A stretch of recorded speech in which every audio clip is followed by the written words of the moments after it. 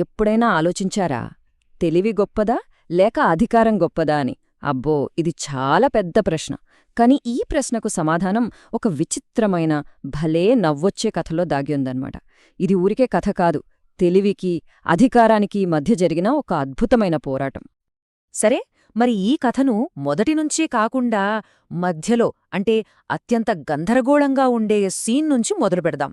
అసలక్కడ ఏం జరిగిందో ఓసారి చూద్దాం. ఒక్కసారి ఊహించుకోండి, ఇద్దరూ చాలా అంటే చాలా శక్తివంతులైన వ్యక్తులు ఒకే అబద్ధంలో చిక్కుకున్నారు. అంతేకాదు, ఒకే గదిలో ఇరుక్కుపోయారు. అప్పుడు వాళ్ల పరిస్థితి ఎలా ఉంటుంది? ఈ ప్రశ్నే అసలీ మొత్తం కథకు ప్రాణం. ఇప్పుడు చూడండి అస్సలు కామెడీ. ఒకవైపేమో సాక్షాత్తు శ్రీకృష్ణదేవరాయలవారు, మరోవైపు రాజగురువు తథాచార్యులు. ఇద్దరూ చూడండి స్త్రీల వేషంలో ఉన్నారు. అది కూడా ఒకరికొకరు తెలియదు. ఇద్దరూ ఒకే గదిలో తాము కలవబోయేది ఒక అందమైన స్త్రీనే అని తెగ సంబరపడిపోతున్నారు. ఎంత విచిత్రమైన పరిస్థితి కదా ఇది! సరిగ్గా అక్కడే కథ మొత్తం మలుపు తిరిగింది.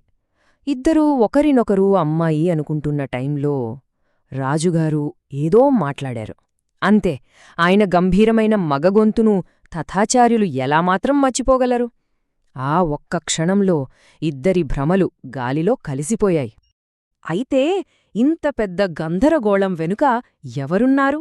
ఈ మొత్తం విచిత్రమైన నాటకాన్ని నడిపించింది మరెవరో కాదు, మన తెనాలి రామన్. కానీ అతనీ పని ఎందుకు చేశాడో తెలిస్తే మాత్రం ఖచ్చితంగా ఆశ్చర్యపోతారు. రామన్ ఈ పని చేసింది సరదా కోసం కాదండి.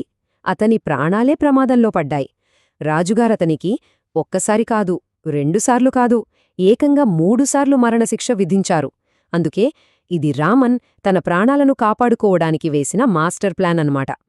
సో సింపుల్గా చెప్పాలంటే ఈ మొత్తం నాటకం వెనుక ఉన్న ఒకే ఒక్క కారణం, రామన్ తన ప్రాణాలను ఎలాగైనా కాపాడుకోవాలి అనుకోవడమే. సరే, మళ్ళీ ఆ తాళం వేసిన గది దగ్గరికి వచ్చేద్దాం. ఇప్పుడు రాజుగారికి నెమ్మలిగా విషయం అర్థమవుతోంది. రామన్ తనను ఎంత తెలివిగా ఈ వలలోకి లాగాడో ఆయనకు అర్థమైపోయింది. ఇక్కడ చూస్తే రాజుగారి మనసులో ఒకేసారి బోలెడన్ని ఫీలింగ్స్. అవమానం, బాధ, అన్నింటికన్నా మించి విపరీతమైన కోపం. వెంటనే తలుపులు తెరవమని గట్టిగా ఆజ్ఞాపించారు. మరిప్పుడు రామన్ పరిస్థితేంటి? రాజుగారి కోపానికి బలైపోతాడా? ఇక సీన్లోకి రామన్ ఎంటరయ్యాడు. రాజుగారి కోపం మామూలుగా లేదు. అయినా సరే లోపల భయంగా ఉన్నా ధైర్యం తెచ్చుకుని తన తెలివిని వాడటానికి సిద్ధమయ్యాడు. మొదట రామన్ వేడుకున్నాడు. తను చేసింది ఎందుకో నిజాయితీగా చెప్పేశాడు. ప్రభువు, నా ప్రాణాలు కాపాడుకోవడానికే ఇదంతా చేశాను, దయచేసి నన్ను చంపనని మాటివ్వండి అని అడిగాడు. కాని రామన్ తెలివి ఇక్కడే ఉంది చూడండి. అతను కేవలం బతిమాలుకోవడంతో ఆపలేదు, తన అసలైన ఎత్తుగడను బయటపెట్టాడు. ఒకవేళ నా మాట వినకపోతే మీ ఇద్దరి గురించి జరిగిన ఈ కథనంతా ఊరంతా తెలిసేలా చేస్తాను అని ఒక రకమైన వార్నింగ్ ఇచ్చాడు. ఇది పక్కా చెక్మేట్. రాజుగారి పూజారి పరువును పణంగా పెట్టాడు. ఇప్పుడు నిర్ణయం రాజుగారి చేతుల్లో ఉంది.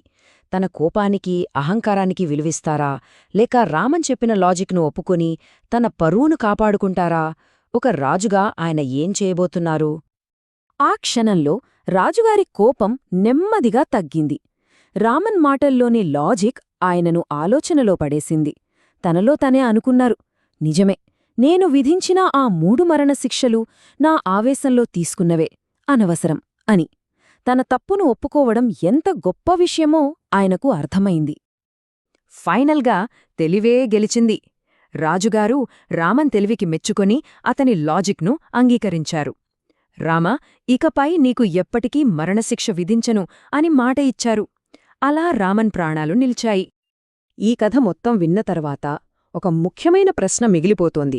అధికారపీఠం దగ్గర అసలైన ఆయుధం ఏది? రాజుగారిచ్చే తిరుగులేని ఆజ్ఞ, లేక ఒక విదూషకుడి పదునైన తెలివా?